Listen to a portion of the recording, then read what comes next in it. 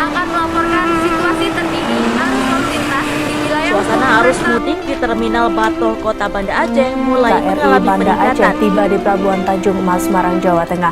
Kapal tersebut mengangkut ribuan pemudik motor asal di Jalan Banda Aceh Medan, kawasan menantimu saban waktu bangkit jiwaku, kau suluh hatiku dengan sinar kudus kasihmu.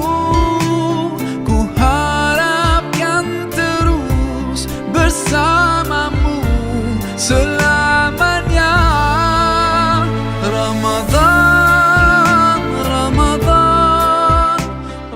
Alhamdulillah untuk di masing-masing pos pelayanan, pos keamanan maupun pos terpadu, semua kami sudah siap untuk melakukan pelayanan kepada masyarakat.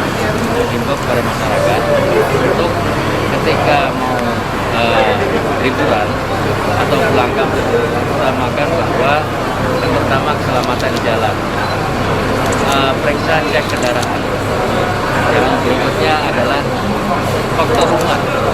Rumah pastikan bahwa rumah dalam keadaan aman, tidak ada listrik maupun kompor yang masih menyala.